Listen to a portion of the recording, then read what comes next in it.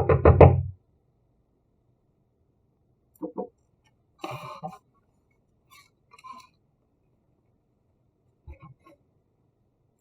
Frank. What are you doing here? I'm not supposed to see you until next... Where have you been, Frank?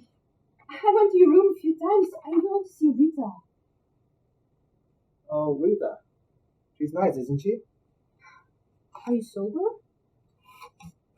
If you mean, am I still this side of reasonable comprehension? Then... Good. Because I want you to hear this when you're sober. These are brilliant. You have got to start writing again, Frank. They're brilliant. They're witty. They're profound. Full of style. Don't tell me again and again. They are, Frank. It isn't only me that thinks so. But me and Trish, we stayed up all night and read them. She agrees with me. Why did you stop writing? Why did you stop when you can produce work like this? Look, we sat up all night just talking about them. At first, we just saw it as purely contemporary poetry in its own right, as something particular to this century. But look, Frank, what makes this more, what did Trish say, more resonant than purely contemporary poetry is that you can see in it a direct line to the 19th century traditions of wit and classical allusion. Oh, how wonderful. How wonderful. Just think if I'd shown you these when you first got here. Well, I wouldn't have understood them then. No, you would have thrown them across the room and dismissed them as a heap of shit, wouldn't you? I know, but I couldn't have understood them back then because I wouldn't have been able to understand and recognize the illusion. I've done a fine job of you, haven't I? It's true, Frank. I mean, I can see it now. You know what?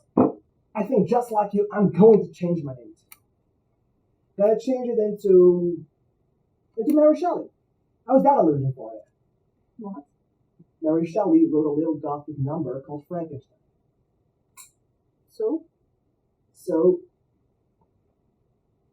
this clever pyrotechnical pile of self-conscious illusion is worthless, talentless shit, and would be recognized as such by anyone with a shred of common sense.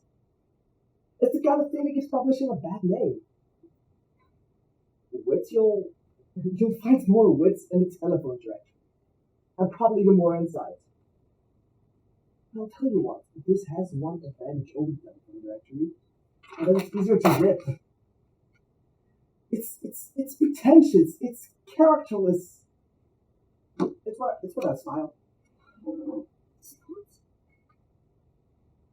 Oh, I wouldn't expect you to believe me like that. You understand the hallmark of literature now, don't you? Look, why did you just go away? I don't think I can bear it any longer. can bear what, Frank? You.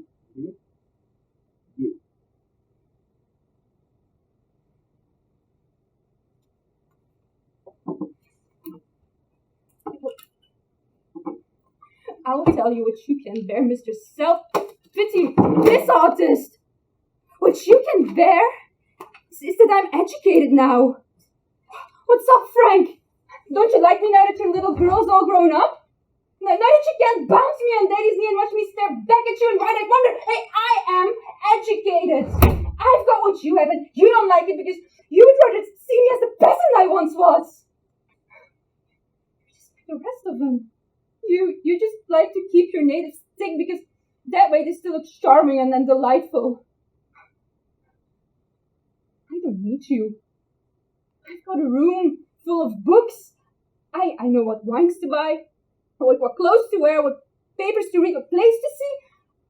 I can do this without you. Yeah? Is that why you're here? Have you come all this way for so very little? Yeah, it's little to you, isn't it, Frank? Little to you, squanders every opportunity and mocks and takes it for granted. Oh, find a culture now, have you, Rita? Find a better song to sing. No, you find a different song to sing, and on your lips, it's shrill, hollow, and tuneless. Oh. Rita, nobody calls me Rita but you. I dropped that pretentious crap as soon as I saw it for what it was. Nobody calls me Rita. Yeah, what is it now, eh? Say, Charlotte!